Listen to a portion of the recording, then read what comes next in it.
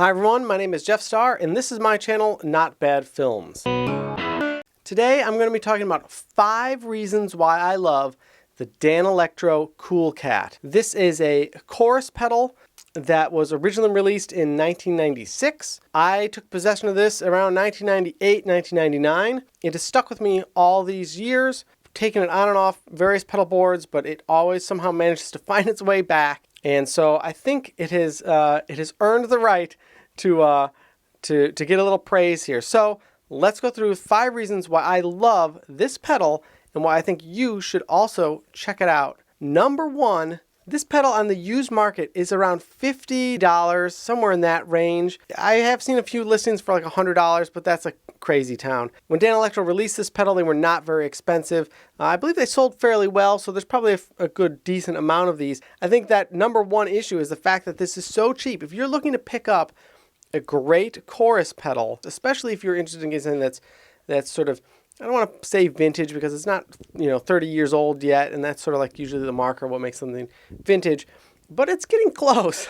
I think that it's quite a steal now. Number 2, this pedal is actually set up to be mono in and stereo out. I don't know if you can see that there. This is really, I think, crucial. First off, it sounds great just as a standard mono chorus pedal, but I have liked to run this pedal either at the front of my chain or at the end to use it to split my signal to go into 2 amps, and it's been a foundation for a lot of my stereo setup. The reason I like that in a chorus pedal though is because on a subtle setting, particularly with this chorus, it gives you like depth and space between your 2 amps, and so it'll really make your sound sort of spread out and really fill the room.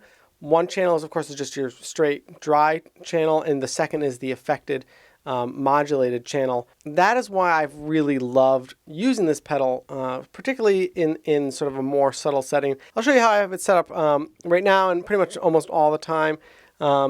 The controls they're sort of like in a V shape on the 2 controls. That gives you just a little bit more depth, but the rate is very slow. And so you can feel that shift in the space, and it really will broaden out your sound, but it's not like super chorusy, like warbly. Number 3, this pedal runs at 18 volts. When I first received this as a gift, I quickly learned that this took 2 9-volt batteries. And at the time, especially when I was in college and didn't have money to always buy batteries, that was a bit of a bummer. And that's one of the reasons why I sort of took this off my board the very first time, because having battery power was not super convenient, having 2 9-volts. But I later got an 18-volt adapter, and I now have a power supply on my pedal board. And boy, the headroom that you get with 18 volts is so incredible. I think that it's interesting. They call the controls on the speed and chill sort of your depth. And I think that's because of all that nice headroom that you're not getting a ton of high-end roll-off. So this pedal works really great in the front of your chain to sort of preserve your tone and not make you have a sort of a muddier sound or so forth. But at the end of your chain, you can also drive, and I have had fuzzes that then are followed by let's say like a blues drive or something to give like an even more boost after that signal going into this. And at 18 volts, this pedal handles it extremely well. I have a Moog flanger, and that is only a 9-volt pedal. And if you run that at the end of the chain with a lot of dirt and a lot of gain going into it, it really doesn't like that. This pedal has no problem with that. So that's something that I found really beneficial about this. Number 4, simple controls. So as you can see, this pedal only has 2 knobs and a foot switch. Now I love having pedals that have a bunch of knobs and dials and buttons, and so that you can tweak all day long. And I really like having that when I'm recording. I have a Fender Mustang 3 amp, which with their Fuse software, you could tweak all day long and go nuts with all sort of your amp tones and what type of cabinet does it have, and different types of flangers, and play with all the sounds and all sorts of different things you can do on there. But ultimately, when I have something that has a million controls, I'm just dialing it in to find one sound that I like, and I ultimately just sort of want that one sound pretty much all the time. I've found that over the years I have been playing guitar and that I've had effects and I've played live, especially playing live, less is more. And being able to know that, like, are my two knobs in the spot where they need to be? Yes, great. That is incredibly helpful. It also, and this is maybe silly, but I feel like when a pedal does one thing really good, it's generally preferable to then having a pedal that's trying to do a million things.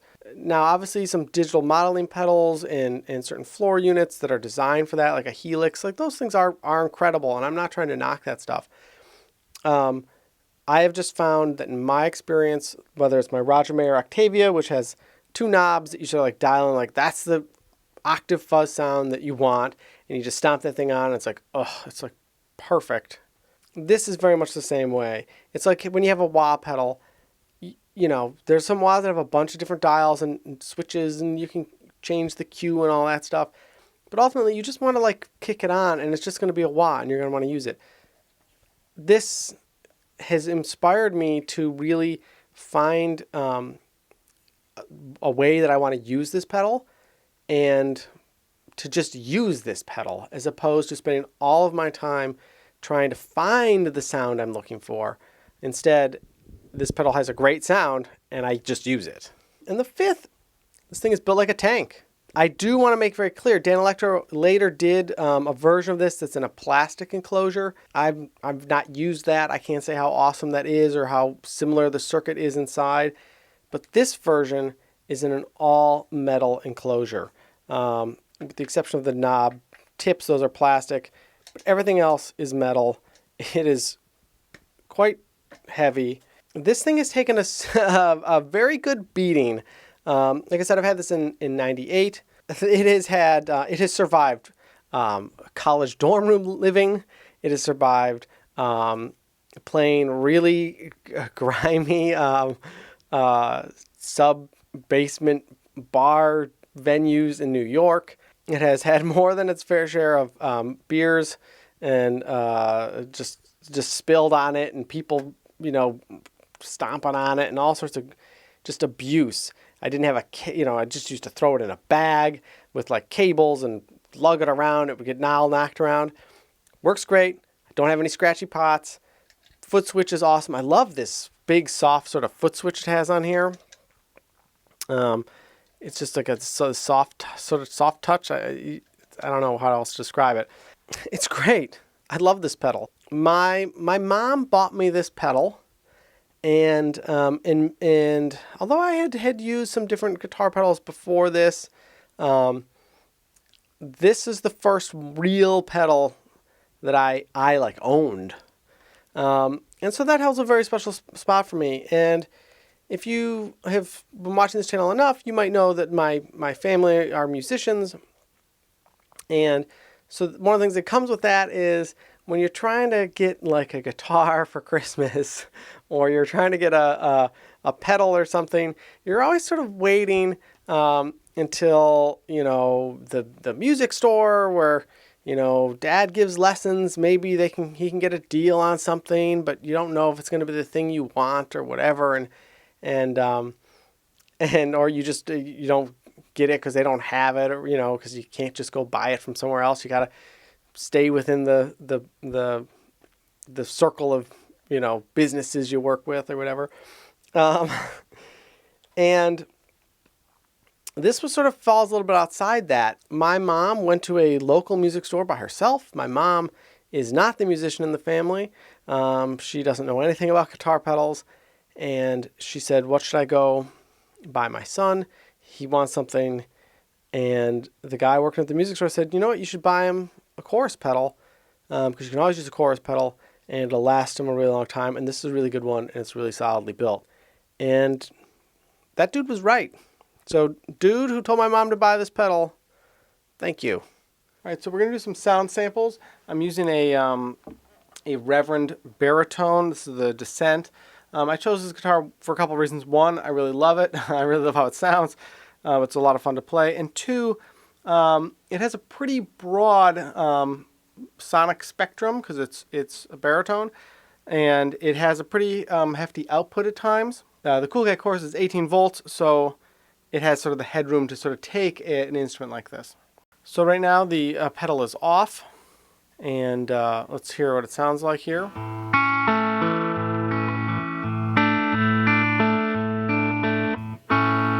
So I have a stereo rig set up here. I'll turn the chorus on.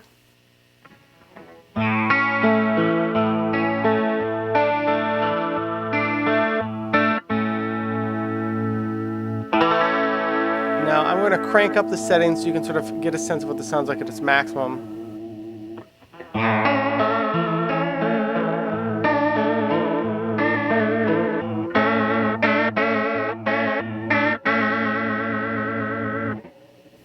I'm going to lower down the speed, keep the depth up a bit.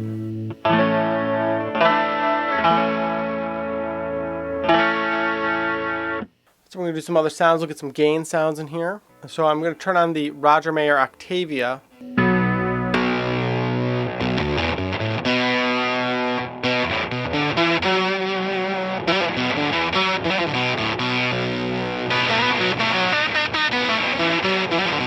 This is an octave fuzz.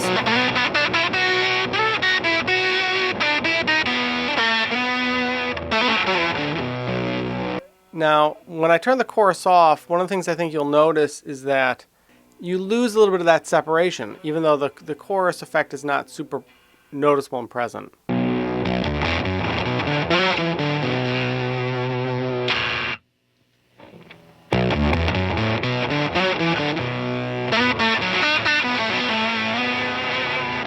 As you layer on additional effects, I find that you get the benefits of having the additional stereo separation and sort of the lushness, but it doesn't have to be really like warbly and chorusy. So I'm going to turn on a Moog analog delay, and I'm going to turn on a old Boss PS3 digital delay. So hear how sort of those sounds are sort of providing their own additional separation and effects going on, but how the chorus helps to enhance that.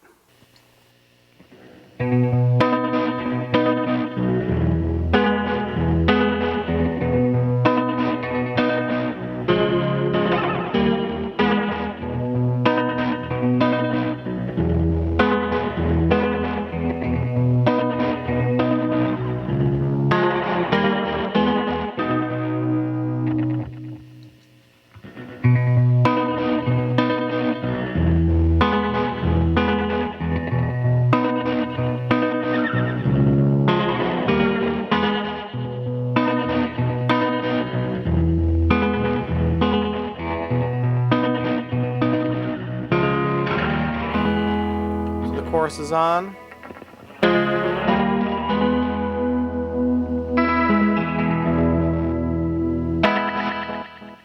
I'm going to turn on the blues driver, get some of the gain going from the blues driver. So this is just the blues driver on the affected side.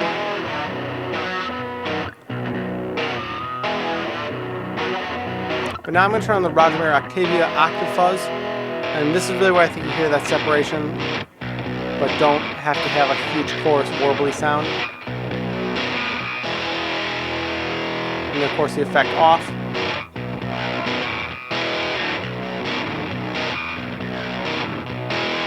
Turn this down just a little bit. So I lowered the chill. The speed's a little bit higher and the chill's a little bit lower.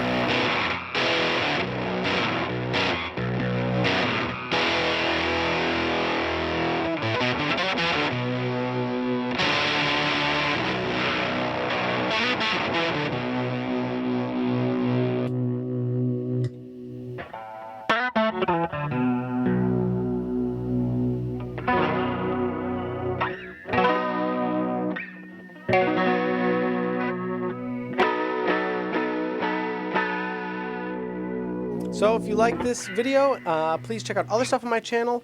And of course, please click the subscribe button, the like button, click the bell, you know, the whole spiel that everyone always says at the end.